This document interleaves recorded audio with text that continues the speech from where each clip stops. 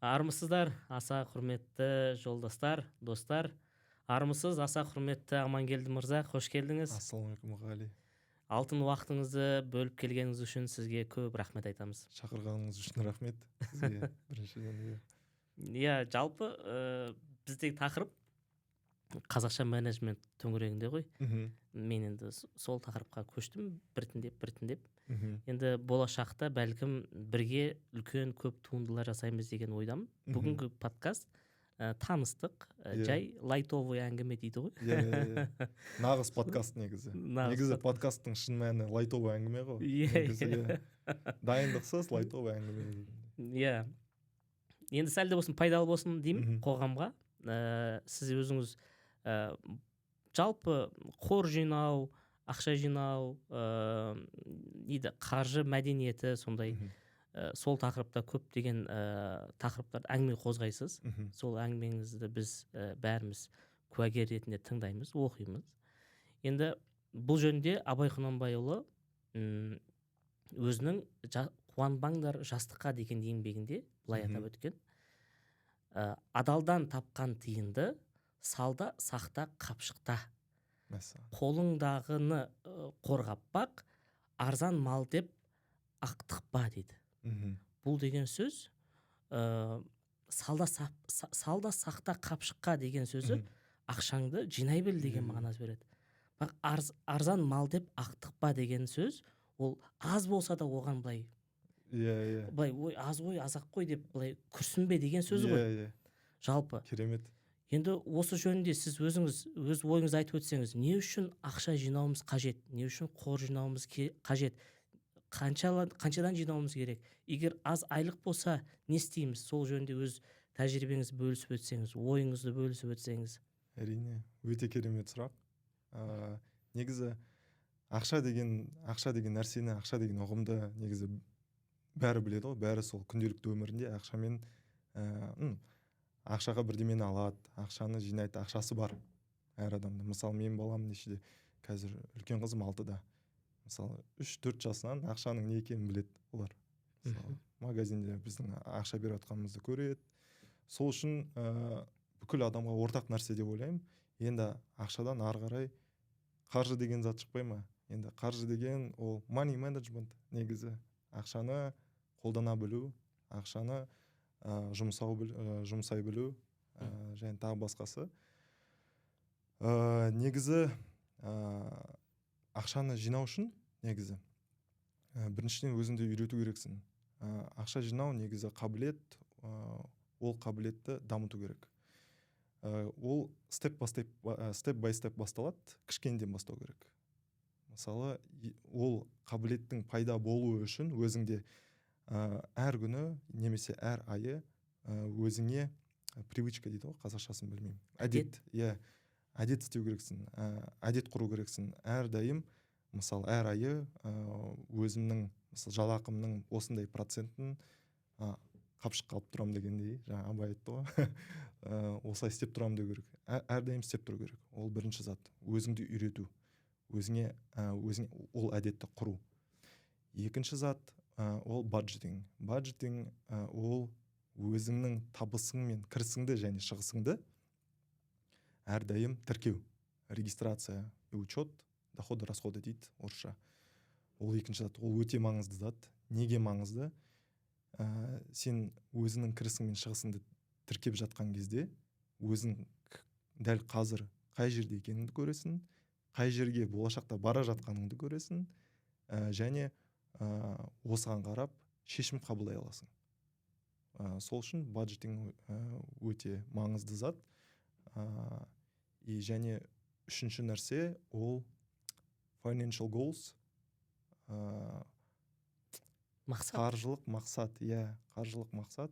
Өз алдыңа, мысалы, білмеймін, әр адам қандай қаржы, өз алдына қандай қаржы мақсат қояды. Мысалы, көлік алам дей ма, мысалы, немесе пәтер алам дей ма, немесе бала болсын, iPhone алам дей ма, сондай әр адам өз алдына әртүрлі мақсат қояды. Қаржылық мақсаттың болуы сенің подходыңды, енді айқындайды да, мағына береді, бүкіл жасап жатқан затқа мағына береді. Неге әр күні мысалы осынша ақша қапқа салып отырмын дегендей, неге әр күні өзімнің кірісім мен шығысымды жазып отырмын дегендей, оның бәрі мағына алады да, обретает смысл дейді орысша. Кешіріңдер, енді кейде орысша сөйлеп қоямын, көбінесе орысша сөйлеп жүремін, орысша ойлаймын, қазір ақырындап үйреніп жатырмын қазақша сөйлеп ойлауды. Сол үшін кейде ағылшынша қазақша сөз, ағылшынша орысша сөз қосып тұрамын, өз ойымды толықтай айту үшін. Бағанағы financial goals дедіңіз ғой, мақсат. Қазақта мынандай сөз бар: түстік ғұмырың болса, кештік мал жи дейді. Ол деген сөз, сенің өмірің түске дейін болса да, кешке мал жина дейді, кешкі өмірге. Ол деген сөз менің ойымша ұрпағыңды ойла деген сөз шығар. Бала шағаңды ойла, бала шағаңа не қалдырып кетесің, соны ойла деген шығар деп ойлаймын. Сіз өз тәжірибеңізде бағана financial goals дегенімізді солай белгілесек бола ма? Мысалы, маған ұрпақ керек, маған наследник керек дейді ғой, бірақ наследовать нечего, кроме кредита дейді ғой.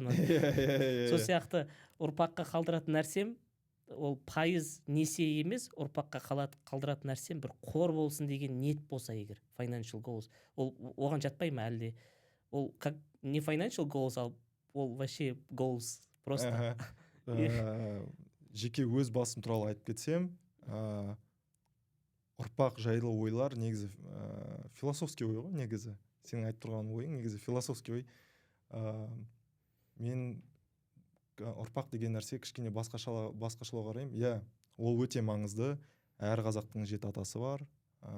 Оны білу парыз бәріне. Мен білемін өз жеті атамды, 10 атамды білемін.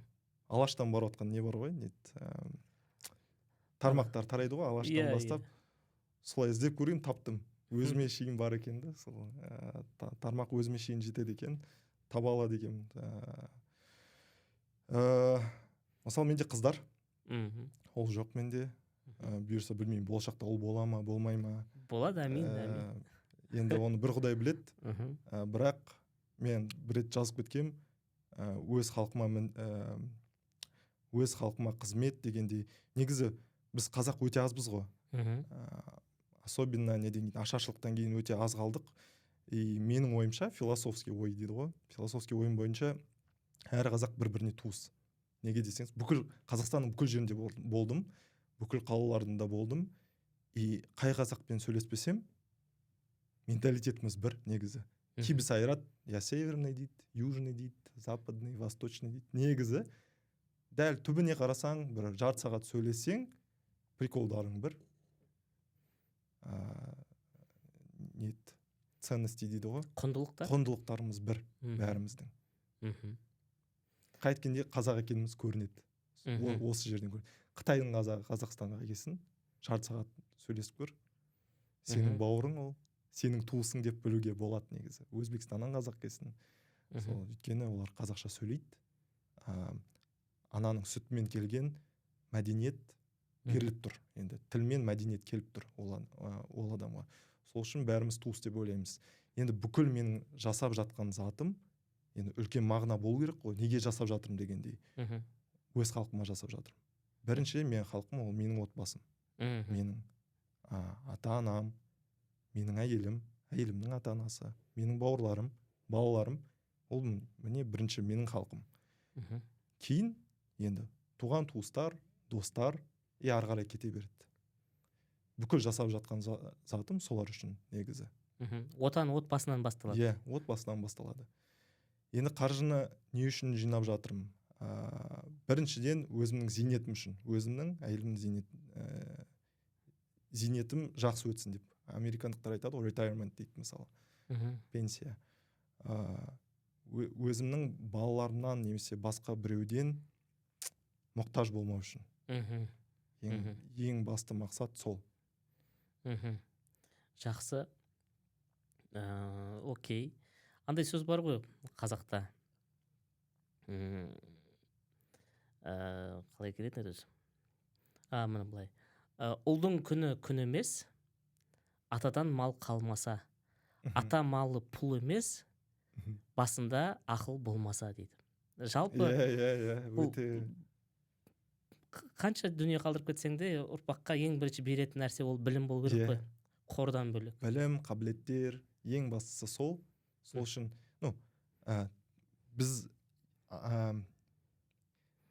әр адам, әр қазақ беретін абзал нәрселер бар.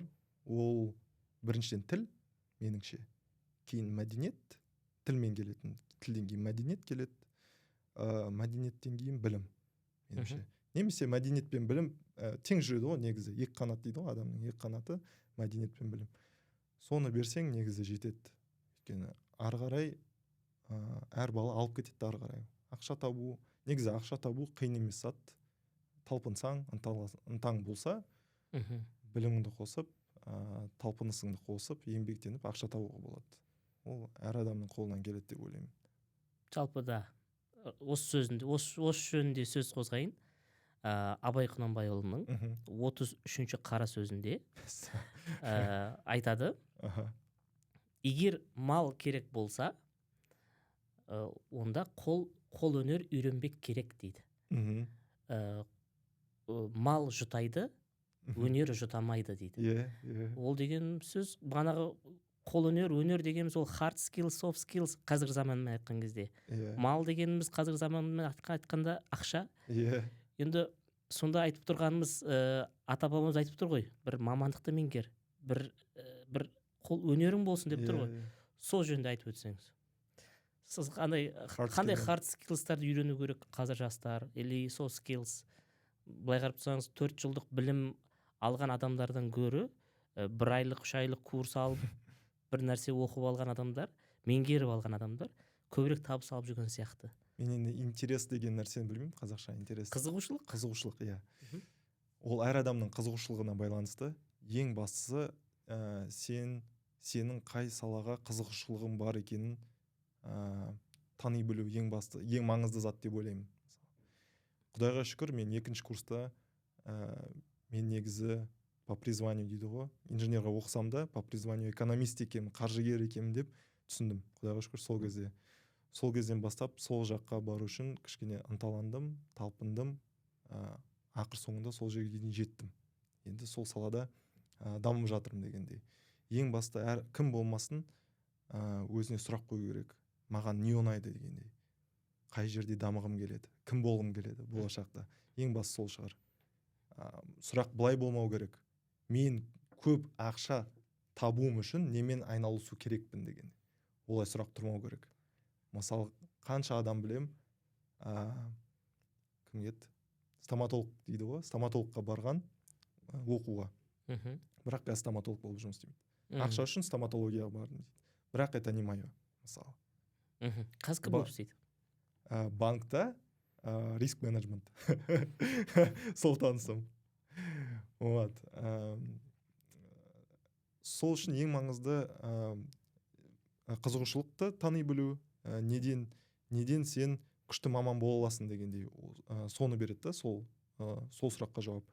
Кейін hard skills. Hard skills әрине өте маңызды зат, өйткені hard skills арқылы біз мал-мүлік жинай аламыз.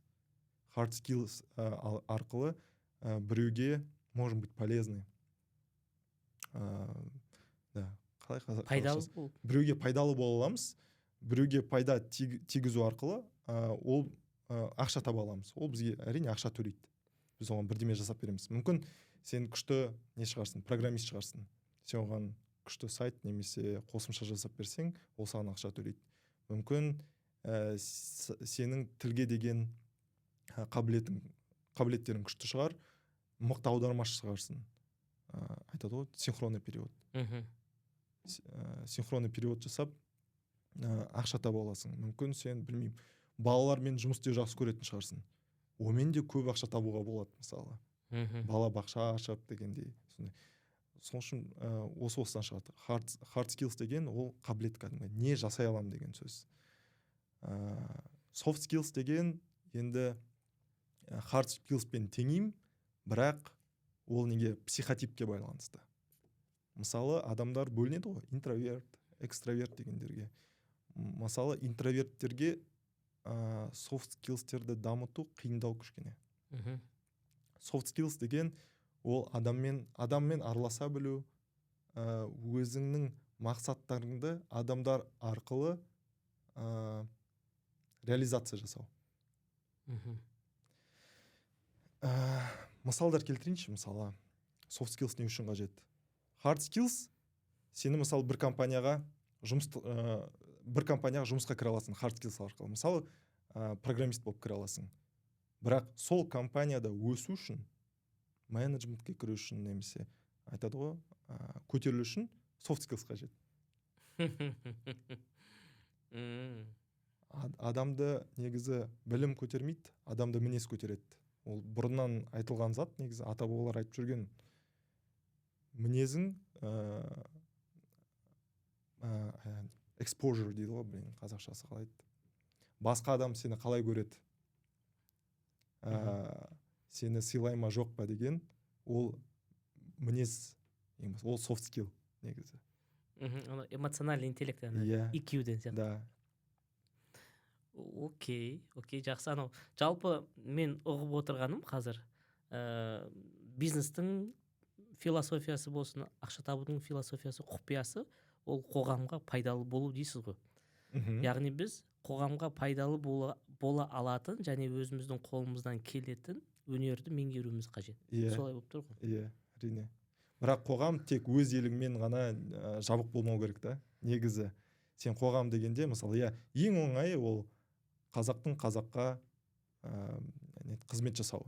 Ол ең оңай зат негізі. Бірақ әлемге қызмет жасасаң, одан көп ақша табасың дегенде. Мына сөзіңіз аузыңызда, сіз айттыңыз ғой, мінезден, адамнан көтерілу деп. Осы жөнінде Ғабит Мүсірепұлы айтқан, байлықты малдан емес, адамнан іздеу керек деген. Яғни адамның күні адаммен деген сияқты ғой. Яғни былай қарап тұрсаңыз, мұны әлеуметтік таныстарды, социальный связь дейді ғой, соларды жинау қажет деген сияқты. Social connections, Енді оны қалай дамытады ондай қасиет? Сіз өзіңіздің тәжірибеңізде болды ма сондай бір оқиғалар сіз байқаған? Әрине болды. Кейстар сондай бір. Әр адамға шанс беріледі, любой адамға өзін көрсету үшін. Мысалы, әр адам, мысалы, бірдемемен айналысады, еңбек жасайды да. И менің сөзім мынау туралы ғой. Әр адамның алдында, мысалы, әр күні еңбек жасап жүрген кезде, немесе бизнес жасап жүрген кезде сұрақ туындайды да, или, как сказать, выпадает шанс деген қалай қазақша? Сондай бір тосын сый болатын шығар, білмедім мен. Мүмкін тосын сый шығар. Да. Сондай бір мүмкіндік. Да, мүмкіндік шығады да. Сол мүмкіндікті алу немесе оның кетіп қалуы саған байланысты. Неге саған байланысты? Осы күнге дейін не жасадың сен? Қалай осы моментке дайындалдың? Егер сенің мақсатың үлкен бастық болу болса, сен emotional skills'ты дамыту керексің. Emotional skills'ты дамыту үшін көптеген кітаптар жазылған негізі. Көп кітаптар бар, көп мақала бар, интернетте толып тұр. Мен енді ол жағынан маман емеспін, бірақ өзіңді, не бар ғой, такой клише сөз, вытащи себя из комфортной зоны деп айтады ғой, или вытолкни себя из комфортной зоны дегендей. Біреумен сөйлесіп, делай предложения, получай отказы, то есть привыкай общаться. Это важно. И очень важно также эмоциональный интеллект, очень важно понимать людей, понимать, что происходит, понимать ситуации негізі. Өте маңызды зат. Мысалы, Карнегидің кітаптары бар ғой, что-то наподобие как подружиться со всеми дейтін ба, уже есімде жоқ, бірақ оқыдым. Сол жерде жазылған шығар. Кейбір адамдар, күшті бизнесмендер, бәрінің атын біліп жүрген. Мысалы, Рокфеллер, атын білмеймін, есімде жоқ. Рокфеллердің үлкен маңдай карточкалары болған екенді. өзінің бизнес партнерларының аты жазылған екен, әйелінің аты, балаларының и маңызды моменттер өмірінде. Мүмкін туған күні шығар, мүмкін машина сатып алған шығар, соны жазып тұрған екен өзіне. И бір күн алдын, или мысалы встреча болардан алдын сол карточканы ашып қараған екен. И встреча болған кезде айтады, мысалы Мұқағали, сен анау жылы балаң туылды ғой, қалай екен, 1 жасқа толды ма дегендей соны айтады. И сол кезде адамға ол өте жағымды естіледі да, и предрасполагает дальше. Мысалы адамның күні адаммен дегені ол үлкен терең мағына негізі. Көп салада қолданыла алады. Өмірдің барлық жерінде қолданылады негізі. Ақшаны зат алып келмейді. Ақшаны адам алып келеді. Сен қалай адаммен как с ним договориться қалай қазақша келісесің. Қалай адаммен қалай келіссең солай болады негізі. Бүгін мысалы әйеліммен барғанбыз ғой, қызыма сим-карта алу үшін. Телефонға сим-карта алу үшін. Енді бара жатырмда бір магазинде 1000 теңгеден тұр, бірақ біздің не жоқ, біздің оператор. Екінші магазинде біздің оператор бар, бірақ 1500 теңге тұр екен карточка. Енді тұрмын. Девушка, что-то 1500 көп сияқты деймін. Как будто в среднем 1000 теңге сияқты анау сим-карта. Да вы что, не может быть да маған? Я говорю, нет, мне кажется, вы слишком дорого продаете. Блин, я же всего лишь продавец дейді ғой маған. Мен тек қана сатушымын ғой. Я говорю, дайте за 1000 тенге. Ну давайте за 1300, говорит. Я же всего лишь продавец. Я говорю, да, я вам серьезно говорю, везде по 1000 тенге. Я могу в другом месте купить деп айтып отырмын. Хотя қай жерден алатынын білмеймін қазір. Ладно, возьмите уже дейді ғой маған. Берді әйтеуір сол 1000 теңге. Ол карточканы. Ол emotional интеллект. Бұл soft skill негізі. Оны көбісі айта қоймайды. Негізі менің мамам ұлы жүз ғой. Оны мамамнан үйрендім мысалы. Олар кішкене сауда жағынан өте жақсы.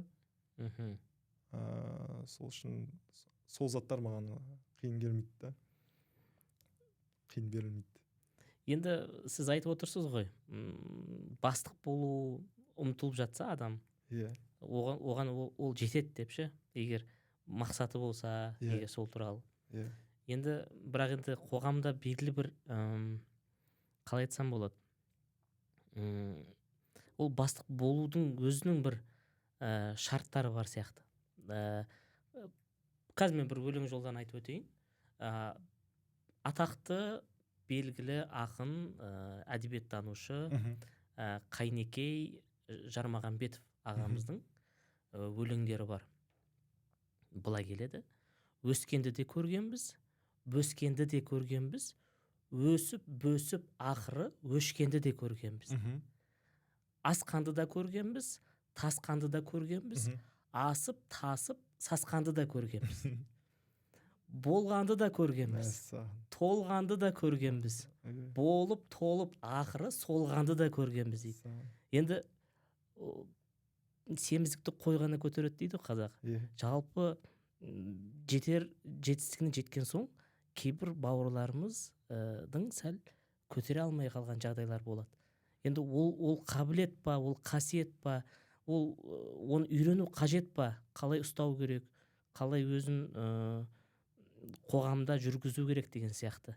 Сіз ол туралы бір өзіңіздің тәжірибеңізде түйгеніңіз бар ма? Өте үлкен мәселе көтеріп жатсың. Ол оңай зат емес. Осылай да осылай дегендей. Ол өмір негізі. Бірақ семіздікті тек қой көтереді деген сөзбен келіспеймін. Вообще келіспеймін негізі. Сонда бір сөзбен, бір тіркеспен қазақтар себя ограничивать дейді ғой. Өзі тоқтатып тастайды. Мен сонда шектейді, сонда мен баймау керекпін ба?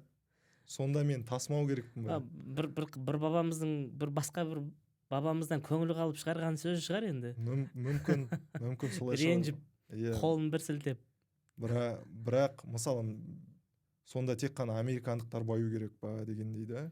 Әлбетте. Тек қана Джефф Безос әлемдегі ең бай адам болу керек па? Билл Гейтс ең бай адам болу керек па? Жоқ. Енді бағанағы қасиетті, бағанағы көтере алу қасиетін қалай оны дамыту, ол бір ұрпақтан ұрпаққа берілетін бір мәдениет па, мысалы элита деп келеді ғой. Әлде ол бұл арнайы бір оқыту керек па, бір даналық қой ол, менің ойымша. Оның өзін ұстап тұру. Тағы да мен бір оның қазақша мағынасын білмеймін.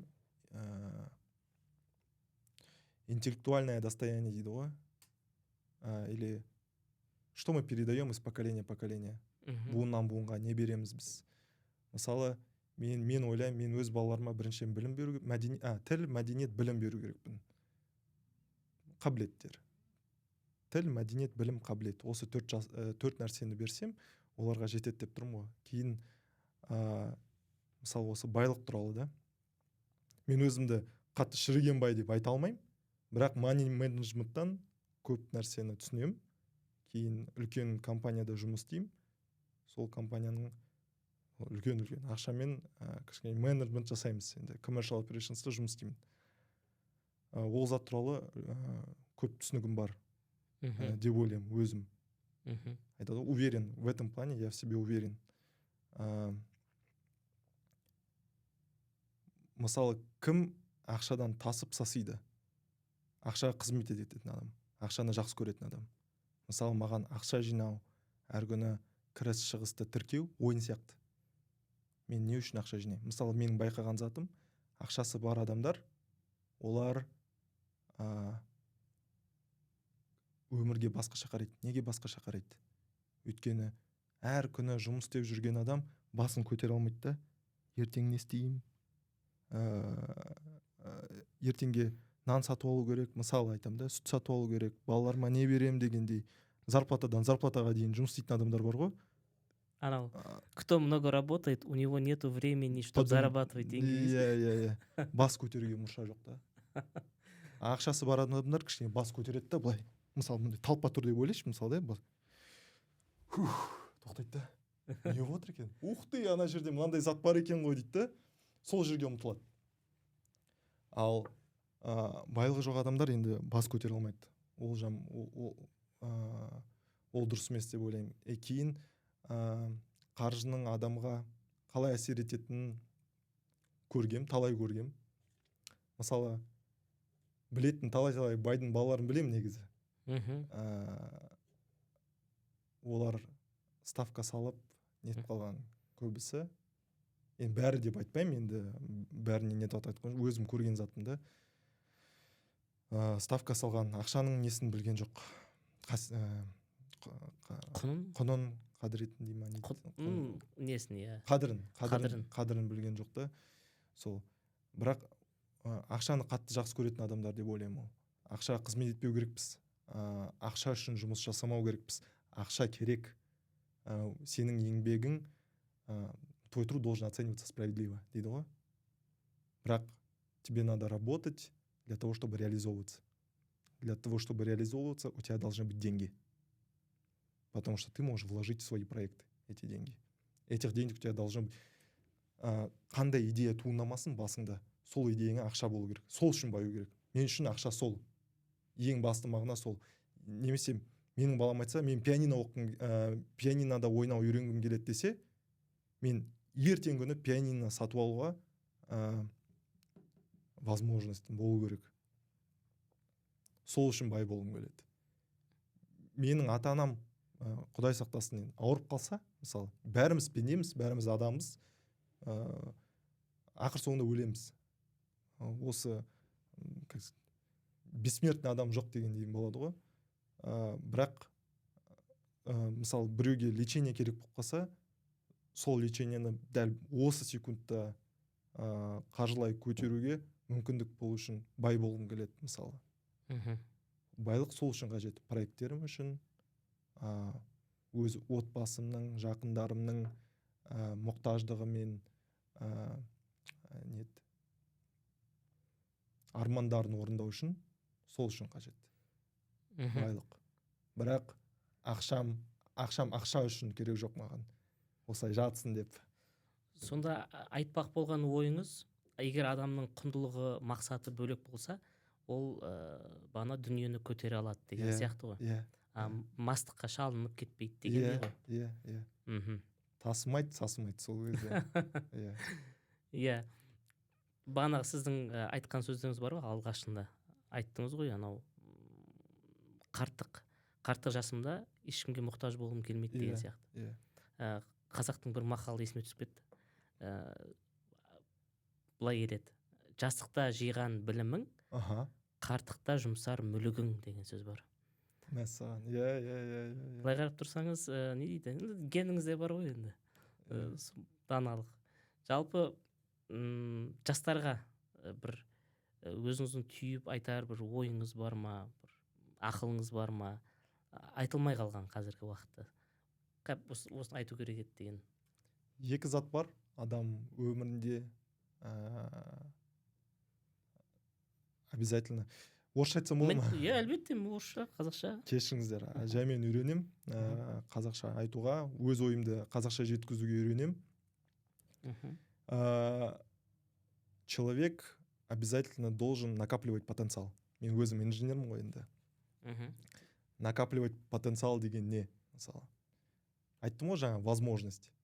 В тот момент, когда у тебя появится возможность, ты должен эту возможность урвать спокойно. Когда человек достигает какой-то вершины, он достигает не просто так. Значит, до этого момента, до момента, когда он начал резко расти, он себя к этому моменту готовил. Только он об этом не знал. Набирался знаний, навыков, не знаю, собирал капитал дегендей. Но вот когда он туда попал, он не просто так попал. Он попал, потому что он реализовал свой потенциал. Айтады ғой адамдар, потенциальный, высокий потенциал у человека дейді ғой, потому что білімді адам туралы, мысалы, ақшасы көп адам, вот у этого человека высокий потенциал дейді, мысалы, не үшін высокий потенциал? Значит, он, скорее всего, реализуется деген сөз. Высокая вероятность. Үлкен ықтималдығы бар деген сөз. Жетістікке жетуіне. Анау өз әлеуетін жүзеге асыруға жоғарғы ықтималдылығы бар адам деген сияқты. А чтобы накопить потенциал, нужно всего 3 вещи, по идее. 3 вещи. Наверное, как 3 ноги, не знаю, могу сказать. Или 3 крыла. Это первое знание, білім. Ең бірінші білім қажет. Екіншіден ол еңбек қажет. Осы екеуінен шығатын зат ол қабілет, навык, skills. Әрдайым осыны жасап тұрсаң, өсіріп тұрсаң, потенциалың да өсе береді. И потенциалың үлкен болса, соответственно, қандай не болмасын, возможность, сен оны алып кете бересің. Ол ең басты зат. Осы затты жасаса, любой адам алып кете береді. Болды. А оған қалай жету? Оның жолдары миллиондаған жол бар. Қай салды білім алсын, статистика болсын, мысалы. Болады ғой математиктар. Мысалы, білем, бір математик бар. Математика оқыған, кейін статистика оқыған. Кейін, мысалы, айтады, тебе надо научиться программировать для того, чтобы разрабатывать искусственный интеллект. Научился программировать, все, он разрабатывает искусственный интеллект. Человек. Понимаешь, он реализовал свой потенциал. А вот представь, человек не с таким бэкграундом. Например, гуманитарий, ну, не знаю, кто никогда математикой не интересовался. И резко он решил, я хочу разрабатывать искусственный интеллект. И ему считать, что надо изучать. Ему надо изучать математичку, матанализ надо изучать, статистику надо изучать, еще и программировать научиться. Это сколько ему времени надо потратить и сил. Еще не факт, что он не перегорит по пути. Это об этом. Ол энергияны қайдан аламыз? Бар ма бір өзіңіздің құпияңыз? Жақсы көретін зат. Мен әр жасап жатқан затымды шын жүректен жақсы көремін. Енді нейді, өз жасап жатқан нәрсеңді жақсы көру, ол субъективно или как? Нейді, қалай айтсам болады? Удовольствие, которое не каждому под силу. Мысалы, кейбір адамдар жұмыс үшін жасау керек деп жасап жүр ғой, мысалы. Мысалы, өйткені одан ақша табамын дегенде күн көремін, сол үшін жасау керекпін деген. Амал жоқ деген сияқты. Мысалы, өзіңнің жақсы көретін ісіңмен айналысу, енді қаншалықты, мен енді өз қоршаған ортамнан алайын. Даже мен өзімді айтсам да, мысалы, мен қызығатын нәрселерім біршама бөлек, бірақ өзім басқа нәрсемен айналысам да. Бірақ енді басқа нәрсемен айналысайын десем, мына жағым болмай қалады да. Түсініп тұрсыз ғой. Жалпы өмірлік қажеттіліктер бар ғой. Сондықтан егер ондай болып жатса не істеу керек? Сонда да тастап бәрін рисковать етіп. Өзімді дана деп сезінбеймін, андай любой сұраққа жауап бере алатын адам сияқты болады ғой. Бірақ мен мынандай ситуацияда болдым. Және сол ситуациядан қалай шықтым деп Иә. айта аламын мысалы да. Иә, айтыңызшы. Мен 4 жыл энергетикаға оқыдым. Аха. Негізі мамандығым инженер энергетика. Мгм. Электропривод, автоматизация промышленных установок кафедрам. И екінші курста менде экономика басталған кезде сол кезде түсіндім да, мен экономист пен қаржыгермін ғой негізі. Маған физикаң, вышматың керегі жоқ негізі. Маған ұнайтын зат қаржы, макро микроэкономика, сондай заттар. Кейін жұмыс істей бастадым өзімнің мамандығым бойынша. Ең бірінші күні жұмысымда есімде Ерейментауға барған шығармыз. Біз Ақмола облысында Ерейментау деген жер бар. Сол жерге барғанбыз. Теплоэлектронагреватель деген бар, тен. Соны жөндеуге сынып қалғанда, оны ауыстыру керек просто. Енді теплоэлектронагреватель суды нетеді, ысытады. Енді суды ысытатын темір, енді немен накиппен нетеді ғой. Үстіне накип жабысады, астында асадық қалады, анау судан, технический судан асадық қалады. Енді ашайын деп жатырмын. Ашқан кезде анда бүкіл кір астына жиналған накип бәрі қолыма құйылады. Сол кезде мынандай ой келеді. Мен сонда 4 жыл не үшін вышмат оқыдым? Не үшін физиканы оқыдым? Мне ағылшын тілін қажет не, если просто это надо было выкрутить дегенде. Первая моя мысль. Я тогда понял, что это не мое. Я не хочу этим заниматься вообще. И что мне надо делать? Я читал разные книги. Сол кезде мейнстримный кітаптар болады, бизнес туралы. Мүмкін маған бизнес ашу керек шығар дегендей. Сол жаққа кішкене ұмтылдым. Сол кейін өзімнің енді адамның күні адаммен дейді ғой. Адамдармен таныстым, адамдар айтты: Амангелді, ты вроде толковый парень, пойдем к нам в компанию соучредителем. Керемет қой, жолы болар жігіттің деген сияқты. Вот момент произошел, то есть смотрите, вот говорит же, накапливать потенциал. Мен жай айтып отқан жоқпын, өзім басымнан өткен зат мысалы. Мен кім болып бастадым? Ассистент инженер-испытатель болып бастадым. Жалақым 80 мың болды, бірақ бірінші ай 40 мың зарплата алдым Астанада. 40 мың деген ол не ғой? Коммуналка ғой негізі. Иә. Сол жұмыс істедім сол жерде. Это 1 айдан кейін өзім инженер болып қалдым, уже түсінгеннен кейін. Кейін сол испытания жасау үшін, энергоэкспертиза жасау үшін, энергоэкспертизада жұмыс істедім. Аккредитация болу керек адамдарда. Хотя у одного человека должна быть аккредитация Комитета атомного и энергетического надзора с высшей группы допуска, чтобы обслуживать линии электропередач, чтобы их, как сказать, тестировать дейді ғой. Сол кезде бүкіл директор, инженерлер бәрі тест өте алмай қалады. Получается, вообще фирма өзінің табыс көзінен айырылады деген сөз ғой. Мен қалдым сол кезде. Айтады: Аман, иди сдай, ты же только университет закончил. Мен барам, и прикинь, өтем соны. Соны тапсырған үшін мен алады да сразу технический директор қылып қояды. Представляешь? Вот момент произошел, я смог его ухватить, получается. То есть 4 жыл алған білімім текке кеткен жоқ. Білім алдым деген сөз. Жарайды, білім алдым, енді адамдармен жұмыс істемеймін ба? Технический директор болғаннан кейін әртүрлі компаниялар керек. Сол кезде строительный компаниялардың бастықтары, бір бастығы баняға шақырады, естественно, қағаздарды қойып қояды. Не деп айтасың дегенде. Жасай аламыз ба, жасай аламыз ба? Я говорю, еш қиындық жоқ.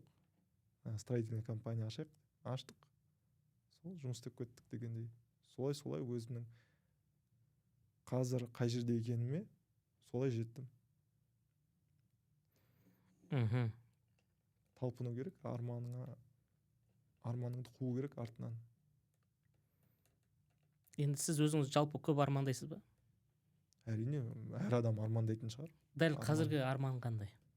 Арманда айту қаншалықты дұрыс екенін білмеймін енді. Окей. Өзіңіздің қазіргі жобаларыңыз туралы айтыңызшы. Қандай жобалар бар? Қазір 2 апта болды. 2 апта емес, 3 апта уже. 20 күннен аздау. Қазақ финтех компаниясын ашқанбыз. Ол компания бухгалтерский учет, аудитпен айналысады. Сол компанияны дамытып жатырмын қазір. Уже Қазақстанның түккір-түккірінен компанияларды алып, бухучет жасап жүрміз. Бүкіл Қазақстанда. Ал бұларды былай бақылауды қалай жүзеге асырасыз? Барлығын қалай игересіз? Мысалы, жобалық кестеңіз бар ма, мысалы мынау қатарда тұр, мынау деңгейде тұр, ода екінші деңгейге өтті, үшінші деңгейге өттік деген сияқты. Жалпы қалай басқарасыз оның барлығын? Мен заттарды қиындатпаймын, ол біріншіден. Екіншіден, мен айттым ғой, мамандығым электропривод, автоматизация промышленных установок деп, автоматизация процессов. Процесстерді жүйелеу және оларды автоматизациялау, ол менің призванием да, оны жақсы түсінемін. Мысалы, бір үлкен істі бастамас бұрын, ол жұмыстың қалай жүруін уже түсініп тұрам да, қалай жүру керек екенін, чтобы это работало. Я понимаю, что нужно делать для того, чтобы это работало. Вот. И осы компанияны мен өзім ашқан жоқпын. Ол жұмысты менің крипто қауымдастығымда бір уже человек с большим опытом в бухучете, аудите, но он немного сомневается, как сделать правильно бизнес. И, соответственно, он попросил меня, как бы сказать, он мне говорит, давай сделай мне рекламу, да? Я же целевая аудитория, чтобы у меня была клиентура дегендей. Я говорю, у меня еще лучше предложение тебе есть. Енді мен қаржы туралы айтып жүрмін ғой, қаржыны жақсы көремін, білімім, танымым бар қаржы жайында. Я хочу заниматься финансовым консалтингом физических и юридических лиц дегендей. Давай совместим эти вещи. И вот я умею делать бизнес, я умею строить бизнес, я классно понимаю в процессах. Сен өз жұмысыңды жақсы істе, мен клиент тауып білем, мен сату білем дегендей, соны жасап жүрмін. Криптовалюта жөнінде не айтасыз? Криптовалюта жөнінде, ол менің хоббиім. Хобби дегенде, мен криптовалютаны не үшін жақсы көрем негізі. Криптовалюта, мысалы биткоин, дәл биткоин туралы айтып тұрмын да. Ол негізі қазақ деген сөздің синонимі шығар. Бостандық дегеннің синонимі шығар. Биткоин қадағаланбайды ешкіммен. Адам жоқ қазір. Мен биткоин қадағалап жатырмын деген адам жоқ негізі. Сонысымен ұнайды ғой сізге? Сонысымен ұнайды, иә. Сол үшін криптовалютаны жақсы көремін. Енді қазақ деген проектім бар. Сол жөнінде айтып өтсеңіз. Біз не істей аламыз? Қоғам болып сізге, сіздің осы жобаңыздың дамуына, ары қарай өрлеуіне біз не істей аламыз? Негізі ол проект қазақ, біздің ұлттық валюта бар ғой, теңге, соның стейбл койны. Шықты ғой қазір мысалы теңге. Шықты, электронный цифровой теңге шықты, сосын цифровой теңгемен обеспеченный стейбл койн шықты. Это означает, что мой проект не нужен. Понимаешь? То есть мен түсінімді, что я замахнулся выше своей головы. Мне по-любому нужна была государственная поддержка. И мен бір сессияда отырғам, ұлттық банкпен, сосын ұлттық банктың подрядчиктарымен сессияда отырғам, и ашық түрде сұрағымды қойдым. Намекпен айтты 2022 жылы еще. Ортасында, 2022 жылы ортасында. Частным лицам, наверное, этим не дадут заниматься. Потому что ол үлкен, не ғой, мощь, большая мощь. И в руки простого человека такую большую мощь давать нельзя. Бірақ бұл мемлекеттің қадағалауында болады.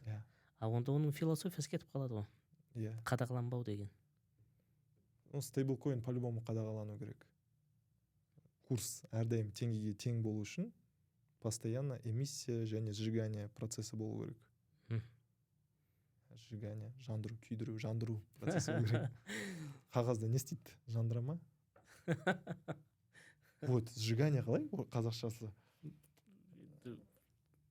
Жандыру шығар? Өртеу, дұрыс шығар, иә. Жою. Эмиссия және жою. Жақсы, Амангелді мырза. Нейді? Әңгімеміздің түйінін бір позитивті бір сөздермен аяқтайық. Енді біз өзіңіз Қазақстанның жарқын болашағына сенесіз бе? Әрине сенем. Путин айтты ғой, для меня не существует мира без России дегендей ма, сондай бір мағына болды ғой. Маған да сол. Мен өзімнің болашағымды Қазақстанда көрем, сол қазақ болған соң. Мен бақытты болу үшін жан жағымда мен туыстарым болу керек. Айтады ғой, туыстарым, халқым болу керек, әрдем қазақтың бетін көру керекпін дегендей. Сол кезде бақытты болам. Қартайған кезде солай болу үшін қазір көп еңбек жасау керекпін. Мысалы мен қаржы саласында кеңес бере алсам, сол кеңестерді беру керекпін. Компания аша алсам, үлкен мықты компания ашып, адамдарға компанияның қалай ашу керек екенін көрсетсем, өзімнің немен, мысалыммен дей ма, басқа адамдар солай істеп, степ бай степ осылай дамыса, мен үшін ол бақыт деп ойлаймын. И әр адам өз бақытына талпыну керек. Бірдеңе үшін емес, мысалы, халық үшін бақытты болғым келеді деу керек емес. Мен өзім не үшін бақытты болуым керек? Не үшін бақытты мен өзім бақытты болу керекпін. Я должен быть сам счастлив. Я должен стремиться к своему счастью деген сөз ғой. Вот. И ты должен делать все для этого счастья. Буддисты говорят, чтобы быть счастливым, человеку нужны всего две вещи. Это любовь и ощущение своей пользы обществу. Социальные. Так как мы социальные существа, мы хотим признания от общества. Вот. Тогда человек будет счастливым. Вот либо одно из этих двух компонентов, либо два компонента сделают человека счастливым. Если вот эти два компонента не схлапываются, начинаются выгорание, депрессия дейтіндей заттар болады. Жарайды. Біз енді қоғамның көп адамның дерті ғой енді қазір. Күйзеліс, депрессия болып жүру. Өз бақытыңа талпын, болды. Сен қалай бақытты болғың келеді? Не сені бақытты істейді? Сол ең бастысы. Ақша болмау керек ол мал мүлік болмау керек. Ол именно бақыт. Ол эфемерный зат қой негізі. Соған талпыну керекпіз. Жақсы. Үлкен рахмет. Амангелді мырза, қош келдіңіз. Қоштаспаймыз. Әрине. Біз әлде де көптеген үлкен жобалармен, үлкен пайдалы сұхбат әңгімелермен сіздерге ораламыз деген үміттеміз. Қош, сау болыңыздар. Жақсы. Ал мен қазақшаны үйренем, ақырындап. Мүмкін болашақта әдеби қазақ тілімен сөйлеп кететін шығармын. Рахмет, сау болыңыздар. Жақсы, сау болыңыздар.